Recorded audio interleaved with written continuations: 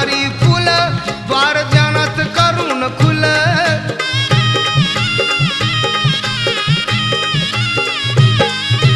अपमानाचा ज्ञानाचा